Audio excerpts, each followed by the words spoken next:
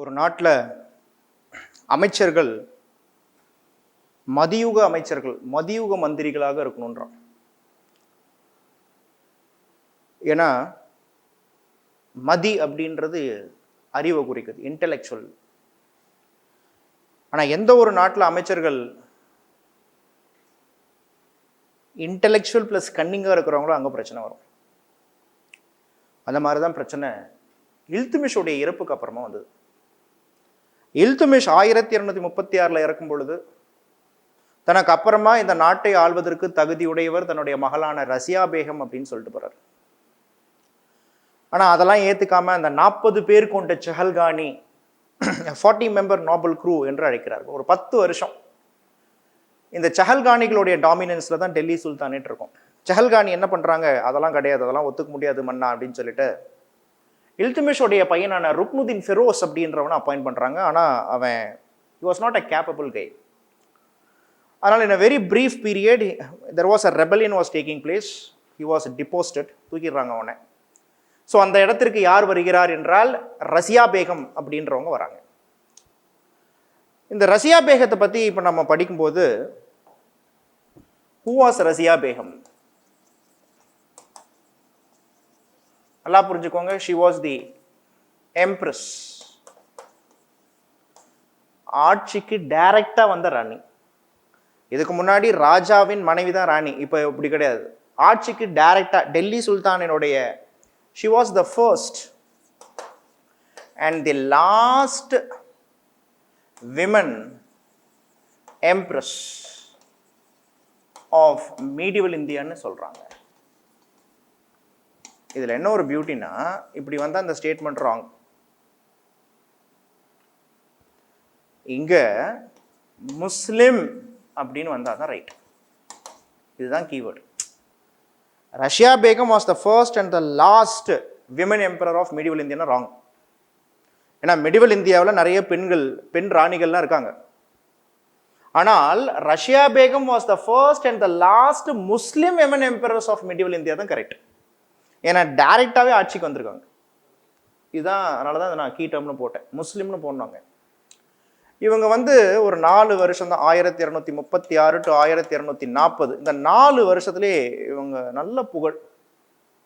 She was a very clever lady, bold lady. She know many martial arts. குத்து சண்டை தெரியும், wrestling தெரியும், குதிரை ஏற்றம் தெரியும், ஸ்டிக் ஃபென்சிங் சிலம்பு தெரியும், கத்தி சண்டை நல்லா போடுவாங்க. அண்ட் இவங்க தன்னுடைய முகத்தை அன்னைக்கு இருக்கக்கூடிய முஸ்லீம் பெண்கள் மாதிரி இந்த புர்கா பர்தாலாம் போட மாட்டாங்க. ஒரு ஆண் எப்படி டைரக்டாக தர்பாருக்குள்ளார ஆட்சியை நடத்துவோன்னா அதே மாதிரி ஒரு ஆணை போலவே ஒரு பெண் என்றால், ஒரு பெண் சிங்கம் என்றால் அது ரசியா பேகம் தான். இவர்களுக்கு அப்போ திருமணம் ஆகலை, ஆனால் ரொம்ப போல்டாக இருந்தாங்க. மக்களுடைய ஏகோபித்த நன்மதிப்பை பெற்றிருந்தாங்க. எப்பவுமே மக்களுடைய நன்மதிப்பை பெற்றிருந்தாலே மிக விரைவில் அவங்க சோழியை முடிச்சு விட்ருவாங்கன்னு அர்த்தம். இப்போ அதே பிரச்சனை இங்கே வருது. ரசியா பேகம் என்ன பண்ணுறாங்க, அன்னைக்கு யாக்குத் அப்படின்னு சொல்லக்கூடிய ஒரு யவன நாட்டை சார்ந்த ஹி வாஸ் எ யவனா வாரியர். இவனை தன்னுடைய நாட்டுடைய தலைமை தளபதியாக மாற்றுறாங்க. ஷி வாஸ் அ சீஃப் ஜெனரலாக மாற்றுறாங்க. முக்கியமாக அந்த நாட்டில் அந்த காலகட்டத்தில் நீங்கள் எடுத்துக்கிட்டிங்கன்னா மிலிட்ரியில் குதிரைப்படை, ஏன்னா ஹார்ஸ் கேவல்ரி, குதிரைப்படை யார் தலைமையில் இருக்கோ அவன் தான் கொஞ்சம் அதிகாரமிக்கவன் என்று அர்த்தம். அப்போ இந்த மாதிரி யவனா என்றால் கிரேக்க ரோமானியனை குறிக்கிறது. ஒரு யவனாவான யாக்குத்தை நாட்டுடைய தலைமை தளபதியாகும். அண்ட் தன்னுடைய பர்சனல் காட்னா என்ன, ராணியை காப்பாற்றக்கூடிய அந்த பர்சனல் காடாகவும் இருக்கிறார்.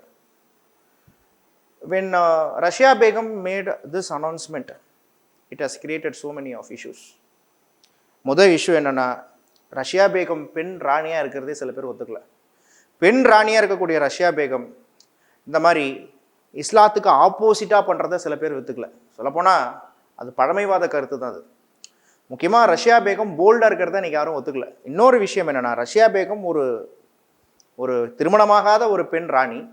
எப்படி ஒரு திருமணமாகாத ஒரு பெண் ராணி ஒரு அந்நியனை, ஒரு ஃபாரினரை பர்சனல் கார்டாகவும் வச்சுக்கலாம், நாட்டுடைய மிக முக்கியமான தளபதி பொறுப்பை கொடுக்கலாம். அதனால நாட்டில் ரஷ்யா பேகம் எதிர்த்து நிறைய புரட்சிகள், ரிவால்ட் வர ஆரம்பிச்சிருச்சு. இந்த ரிவால்ட்டை அன்னைக்கு இருக்கக்கூடிய நிறைய கவர்னர்ஸ், டெல்லி சுல்தானுக்கு கீழே இருக்கக்கூடிய நிறைய கவர்னர்ஸ் என்ன பண்ணாங்க, அந்த ரிவால்ட்டை ஏற்று நடத்தினாங்க. அப்படி ஏற்று நடத்தும் போது இந்த ரிவால்ட்டில் தான் அல்துனியா அப்படின்னு ஒருத்தன் வரான்.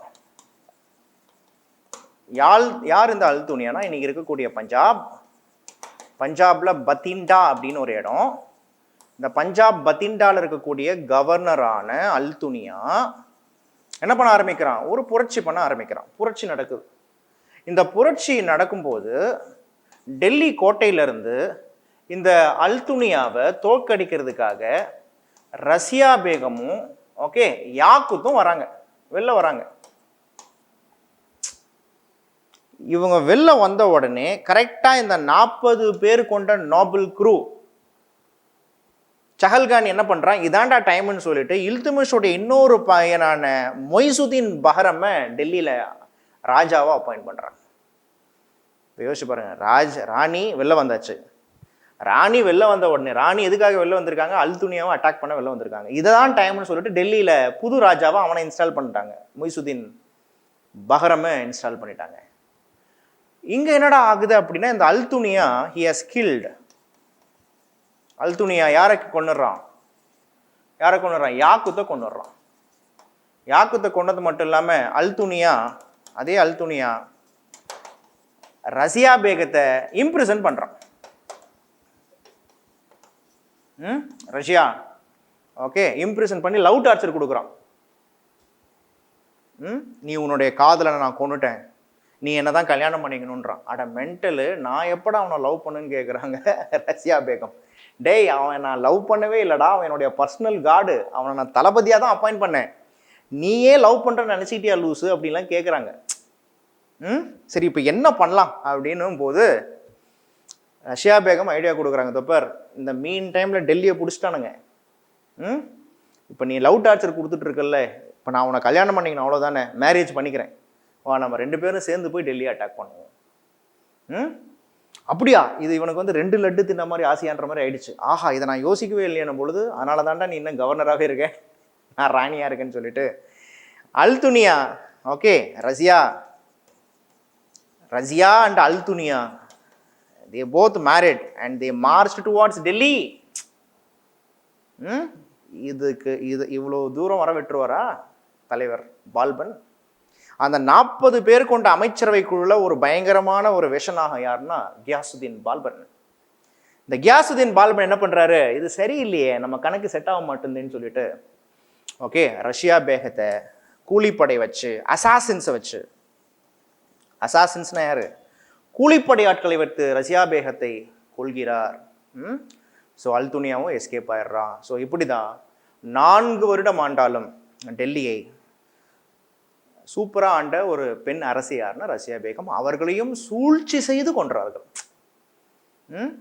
அரசியல் நல்லவர்களுக்கு கிடையாது, வல்லவர்களுக்கு தான்.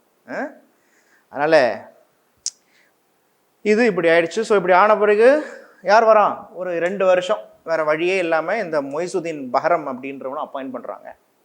இந்த மொய்சுதீன் பஹ்ரம் என்ன பண்ணுறான்னா, இவனுடைய காதலியோடு சேர்ந்துக்கிட்டு யானை மேலே உட்காந்துக்கிட்டு ஜாலியாக ஊர் சுற்றிக்கிட்டு கோல்டு காயின் சில்வர் காயின்லாம் எடுத்துக்கிட்டு சும்மா ரோட்டில் போட்டு போயிருக்கான், கெத்த காமிக்கிறாராமா. ஓகேவா? ஸோ அதனால் இவனை விட்டா நாட்டில் இருக்கக்கூடிய செல்வ வளத்தையும் சும்மா தானம் பண்ணியே ஒழிச்சு கட்டிடுவான்னு சொல்லிட்டு இவனையும் சொல்லி முடிச்சு விட்டுறாங்க. அதுக்கப்புறமா அடுத்தது வரவன் யார் அப்படின்னா அலாவுதீன் மசூத் என்று சொல்லக்கூடிய பால்பனுடைய கிராண்ட்சன், இல்துமிஷோடைய கிராண்ட்சனான ஓகே அலாவுதீன் மசூத் என்பவன் வருகிறான். இவன் 1242 46 வரைக்கும் ஆள்றான். ஓகேவா? இப்படி இவன் ஆண்டுட்டு இருக்கும்போது தான் இல்துமிஷ், அதாவது நல்லா புரிஞ்சுக்கோங்க, இவனுக்கு இந்த அலாவுதீன் மசூத் இவன் என்ன பண்ணுறான்னா, இவனை தோக்கடிச்சிட்டு நசிருதீன் முகமது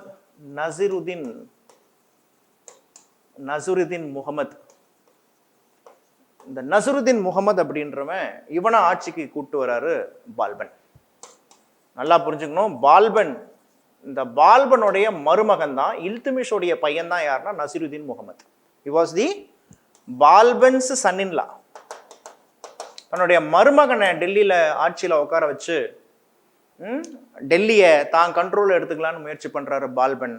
ஸோ இந்த நசிருதீன் முகமதும் இந்த அலாவுதீன் மசூதுக்கு அப்புறமா டெல்லிக்கு வரா.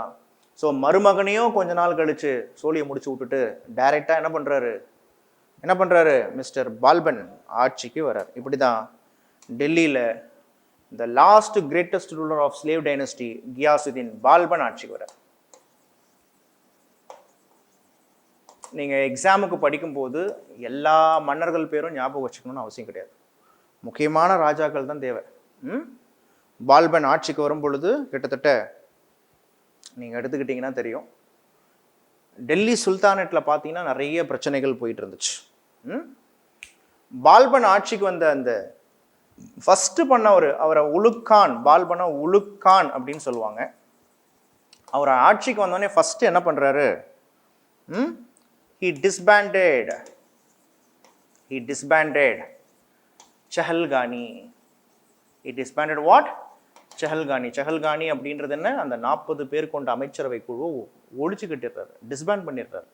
ஏன்னா அவருக்கு தெரியும் பாம்பின் கால் பாம்பறியும், மற்றவனெல்லாம் ராஜாவாக இருக்கும் பொழுது நம்ம காலை வாரி விட்டோம், இப்போ நாமளே ராஜாவாக வந்திருக்கோம், நம்ம காலை எவனா வாரி விட்டுருவான்னு சொல்லிட்டு என்ன பண்ணுறாரு, அதை டிஸ்பேண்ட் பண்ணிடுறாரு. அதனால் he disbanded, அதுதான் கரெக்டான டேர்ம். இன்னொன்று என்னென்னா, பால்பன் இவர் பால்பனை பற்றி நம்ம படிக்கும்போது நம்ம நிறைய படிப்போம். He followed the divine rights of the king theory என்று அழைக்கிறார்கள். Divine rights of king theory, தன்னை இறைவனுக்கு ஒப்பாக சொல்லி கொண்டவர் பால்பன் என்று சொல்கிறார்கள். ஏன் சார் அப்படி அவர் சொல்லிக்கிட்டாரு அப்படின்னா, பால்பன் அதாவது he associated himself with God, கடவுளுக்கு ஒப்பா தன்னை சொல்லிக்கிட்டார். தன்னை ஷேடோ ஆஃப் காட் என்றும்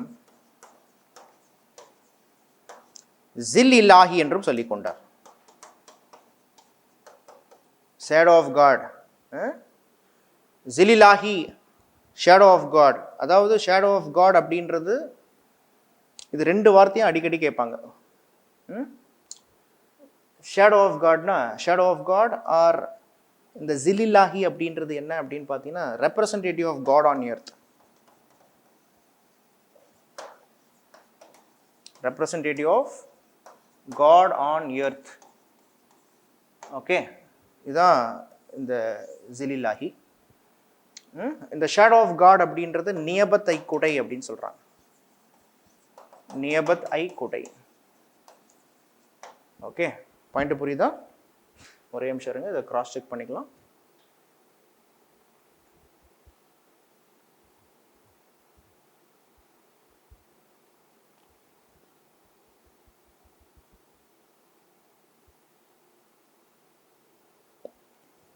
ஜில்லில்லாஹி அப்படின்னா, ஆக்சுவலாக இது ஒரு சின்ன ஒரு கரெக்ஷன். ஜில்லில்லாஹி அப்படின்ற வார்த்தை என்னத்தை குறிக்குது, அதுதான் பார்க்கும்போது shadow of God on earth அப்படின்னு குறிக்குது. இதை மட்டும் அப்படியே கரெக்ஷன் பண்ணிக்கலாருங்க. ஏன்னா இன்ஸ்டிங்க்ட் கரெக்டாக சொல்லும். ஜில்லில்லாஹி அப்படின்றது என்ன மீனிங்கு? ஜில்லில்லாஹி அப்படின்னா shadow of God on earth, கடவுளின் நிழல் என்று குறிக்கிறது. ஜில்லில்லாஹி அப்படின்னா என்ன அர்த்தம்? ஷேடோ ஆஃப் காட், அதான் ஜில்லில்லாஹி. இதுக்கு shadow of God or shadow of God on earth. Shadow of God on earth. Okay, இதுதான் பார்த்தீங்கன்னா பால்பனுடைய ஜிலில்லாஹி.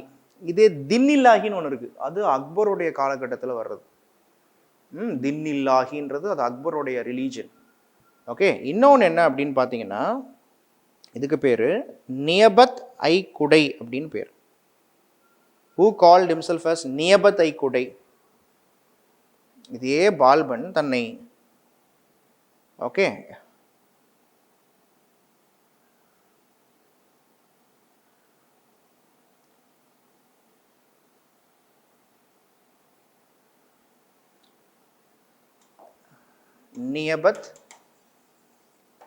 நியபத் ஐ குடை.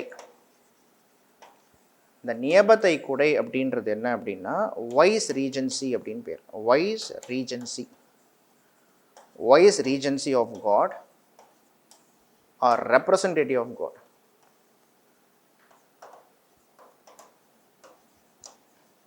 அதாவது இதுதான் நியபத்தை குடை. இப்போ குடையை பிடிச்சிக்கிட்டு ஒரு ரெப்ரசன்டேட்டிவ் வராருன்னு ஞாபகம் வச்சுக்கோங்க. ஸோ யாருக்கு கொடை பிடிப்பாங்க? பெரிய பெரிய ஆளுங்க தான் கொடை பிடிப்பாங்க இல்லையா? இப்போ நாட்டாமல் வரும்போது கொடை பிடிப்பாங்க. அந்த மாதிரி இந்த குடை அப்படின்றது வருது. நியபத்தை குடைன்னு வர்றது என்ன அப்படின்னா representative of God on earth or காடோடைய வைஸ் ரீஜென்சி. ஏன் இந்த மாதிரிலாம் பால்பன் தன்னை சொல்லிக்கிட்டாரு? அதாவது பால்பனை பொறுத்த வரைக்கும் நல்லா புரிஞ்சுக்கோங்க, அவருடைய காலகட்டத்தில் நிறைய ப்ராக்டிசஸை எடுத்துகிட்டு வந்தார். தன்னை கடவுள்னு சொல்லி நிறைய ப்ராக்டிசஸ். அதில் ஒன்று சிஜ்டா அப்படின்னு பேர். சிஜ்டானா ப்ராஸ்ட்ரேஷன். ப்ராஸ்ட்ரேஷன்னா சாஷ்டாங்கமாக விழுந்து கும்பிடுவது. இன்னொன்று பைபாஸ். பைபாஸ்னா கிஸ்ஸிங் ஆஃப் மொனார்ச் ஃபீட். ஒரு ராஜாவுடைய காலடியை தொட்டு கும்பிடுவது. இதே ஜமீன் பாஸ். ஜமீன் பாஸ் என்பது kissing on the ground. Kissing on the ground. ராஜாவுக்கு முன்னாடி பூமி முத்தம் காண்பிப்பது. இந்த பாகிஸ்தான் கிரிக்கெட் டீம்லாம் பார்த்தீங்கன்னா அப்படி தான் பண்ணுவாங்க. அண்ட் நவ்ரோஸ். நவ்ரோஸ் என்பது it's a Persian festival, new year festival. இந்த பெர்ஷியன் நியூ இயர் ஃபெஸ்டிவலை செலிப்ரேட் பண்ணுறது. Sir Taslim. Sir Taslim. Sir Taslim அப்படின்றது என்ன அப்படின்னா 4 தடவை நமாஸ் பண்ணுறது. நமாஸ்னா 4 தடவை வந்து வணக்கம் பண்ணுறது. நமாஸ் அப்படின்றது இங்கே ப்ரேயரை குறிக்காது, வணக்கம் சொல்கிறது. ஸோ சல்யூட்டை குறிக்கிறது. பாயிண்ட் புரியுதா உங்களுக்கு? 4 தடவை நீங்கள் சல்யூட் பண்ணுறீங்க. இதெல்லாம் எடுத்துகிட்டு வந்து பால்பன் தான் இந்தியாவிலேயே தன்னை கடவுளுக்கு ஈக்குவலாக சொல்லிக்கிட்டதால ஒரு மிகப்பெரிய நெட்வொர்க், ஸ்பை நெட்வொர்க்கை வச்சுருந்தார். பால்பனுடைய காலகட்டத்தில் he made effective spy system. Okay. And இவருடைய காலகட்டத்தில் இந்த கோர்ட் டான்ஸ், தர்பாரில் டான்ஸ் ஆடுறது, ஓகே, மது இருந்தது, ஆல்கஹால், ஓகே, ஆல்கஹால் எல்லாம் பேண்ட், கோர்ட் டான்ஸ்லாம் பேண்ட். அண்ட் இது தவிர்த்து மட்டும் இல்லாமல் இவர் கொடூரமான பனிஷ்மெண்ட்டை கொடுக்கறதுக்கெலாம் ஃபேமஸ். இப்போ சின்ன தப்பு பண்ணாலும் அல்லது அவர் முன்னாடி கண்ணை பார்த்து பேசக்கூடாது. சில கல்ச்சர்ஸில் கண்ணை பார்த்து பேசக்கூடாது. ஜப்பனீஸை பொறுத்த வரைக்கும் கண்ணை பார்த்து பேசக்கூடாது. கண்ணை பார்த்து பேசினா நீ எனக்கு மரியாதை கொடுக்கலன்னு அர்த்தம். அதனால் கீழே குனிஞ்சிட்டு தான் பேசணும். சப்போஸ் இவர் வரும்பொழுது ஏதோ நீ ஸ்மைல் பண்ணிவிட்டு சிரிச்சிட்ட அப்படின்னா பழுக்க காய்ச்ச இடும்பை எடுத்து உன் கண்ணில் சொல்லி விட்டுருவார். தும்பிட்ட அப்படின்னா மூக்கை கட் பண்ணி விட்டுருவார். நாக்கு கட் பண்ணுறது, கொடூரமான பனிஷ்மெண்ட் கொடுக்குறது சின்ன சின்ன விஷயத்துக்கெலாம். இவர் முன்னாடி சிரிக்கவே கூடாது. பாயிண்ட் புரியுதா? ஏன் சார் அது மாதிரி லூஸ் மாதிரி பண்ணுறாருன்னா, கடவுளுக்கு முன்னாடி அதெல்லாம் பண்ணலாமா? கடவுள் கோச்சு பரல. அந்த மாதிரி கடவுளாகவே தன்னை நினச்சிக்கிட்டாரு மிஸ்டர் பால்பன். அதனால் பால்பன் பீரியடில் ரொம்ப குரூயலாக பனிஷ்மெண்ட் கொடுக்கக்கூடிய ப்ராக்டிஸ் அவர் ஃபாலோ பண்ணுறாருன்றது நமக்கு தெரியுது. அண்ட் பால்பனுடைய காலகட்டத்தில் தான் ஹி வாஸ் இவருடைய பிரின்ஸ், அதாவது இவருடைய இளவரசன், இவருடைய பையன். இவருடைய பையனை மங்கோலியர்களை அட்டாக் பண்ணுறதுக்கு அனுப்புகிறார். பட் மாங்கோல்ஸ் என்ன பண்ணுறாங்க? இந்த Mongols of this time they killed Balban's son. They killed Balban's son. ஓகேவா? பால்பனுடைய பையனை கொண்டுடுறாங்க. இதனால் மனசொடிஞ்சு போன பால்பன் இறந்துடுறார். ஆனால் பால்பனுடைய ஸ்பெஷாலிட்டி என்னென்னா, அவர் தான் நிர்வாகத்தில் திவான், 2 நிர்வாகத்தில் திவானை ஆர்ஸ், திவானை வசரத். திவானை ஆர்ஸ், திவானை வசரத்.